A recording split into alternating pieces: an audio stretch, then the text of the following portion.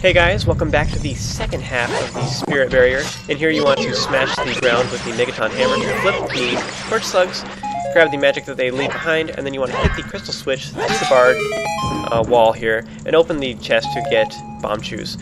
So this is a clue that we need to use Bombchus to solve the puzzle in this room. So in any case, you want to face towards this crystal switch on the other side, and then want to use a Bombchu to go through the top little crevice in the ceiling. This will make it go all the way over there. You want to basically hold it for about 3 blinks, and then let it go, and this will make it go over there and blow up by the time it hits the crystal switch. So this will unlock the door, head on through, and in this room you want to shoot a fire arrow at the ceiling here. This will make it burn up and will reveal sunlight in this room. So the particular sun face you want to hit is the one that leads back towards the area you just came from, and this will unlock the door. So head on through. In this room, once again, you can smash the jars to get goods if you need them, and then you just want to shoot the golden orb in the center of the barrier here. This will release the Sage of Spirit, Niburu, and allow her to use all of her nifty powers in this area.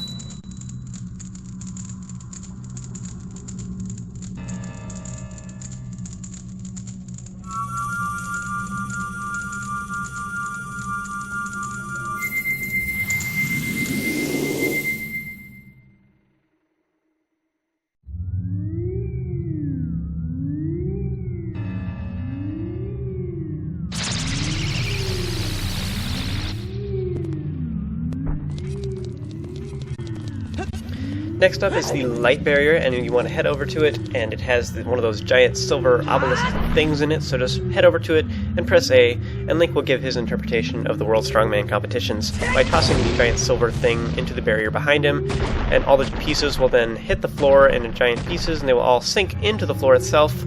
Kinda weird. Next, you want to just head on through the door and use the Lens of Truth to see the invisible enemies inside this room. There's a Scutula in the middle of the room, and there are a bunch of keys, invisible keys that is, on top of the chest as well. So, kill them all, and once you've killed all of the enemies in the room, this will make a small chest appear in the center of the room, which you can open up, and it has a small key within it. Now, after that, you can grab the goodies in the chest if you wish, but half of them are traps, half of them have cool stuff inside them, and if you're curious which ones have good stuff in them and which ones to avoid, all the ones that had the keys sitting on them are the ones that have safe things you can grab. I don't really care about them, I'm pretty full on everything, so I'm just going to head through the next door. In this room, it's kind of a pointless room. You just go stand on the Triforce symbol and play Zelda's Lullaby, which is pretty obvious, and this will make a small chest appear containing the next small key, so just use it to go on through the next door.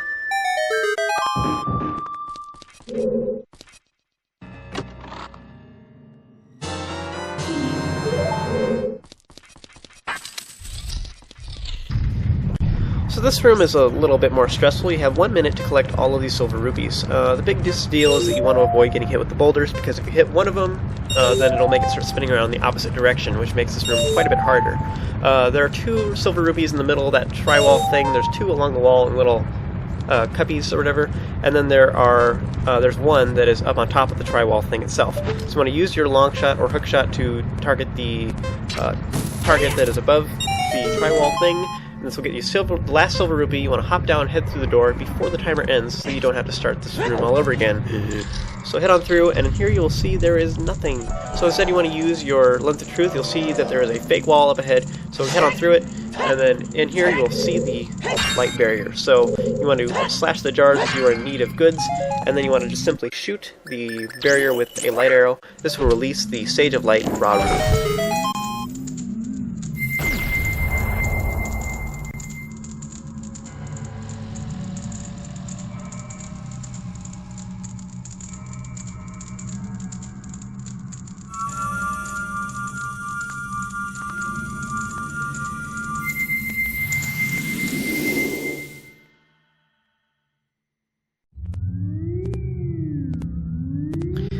Now, the order in which you complete the barriers does not really matter at all. I just did it in the order of the temples, just for the heck of it. But once you have completed all of the barriers, and they're all released, then this will make the force field thing, energy barrier that is surrounding the middle pillar, will make it disappear. So you finally have access to Ganon's tower. So once you have done that, you want to head on up, and you can finally tackle the tower. Before you do that, though, you may want to fill up any empty bottles you may have with either fairies or magic potion.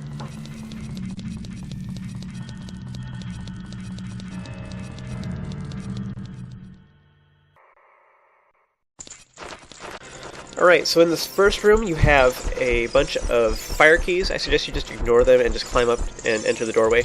And once you head in through here, you'll find yourself locked in a room with 2 Dinalfos. So once again, Dinalfos are pretty easy to defeat, but they do not take turns in attacking you, like they will both attack you at the same time. And they're both pretty ruthless, so you want to just quickly attack them, and I make it look pretty easy.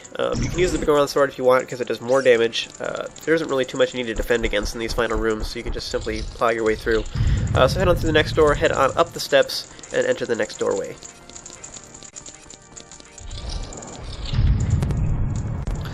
So in this room we have 2 Stalfos we face off with, and they're pretty easy to defeat.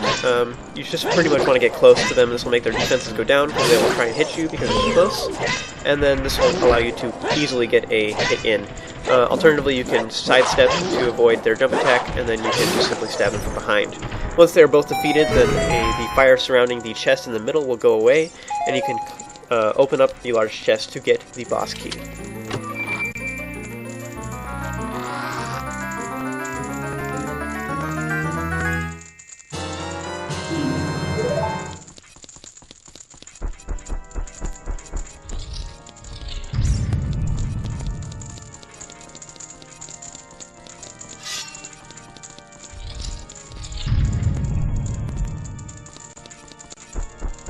So in this final room we have 2 Iron Knuckles to defeat, and they are actually pretty easy because they don't wake up until you smack them or touch them, so as a result you can just attack them one at a time, so it's actually pretty easy. So I suggest you just use the Goron Sword, or you can use the Master Sword. If you're having trouble with these guys, you can just use Neighbor's Love to make it so they don't take any damage when they hit you.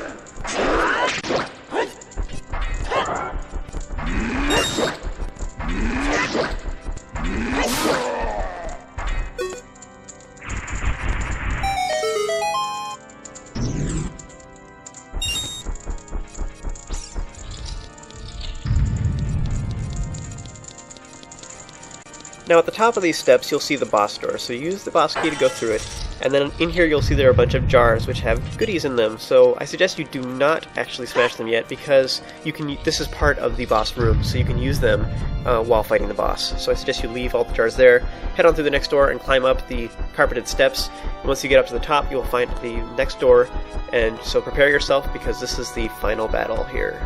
Dun dun dun.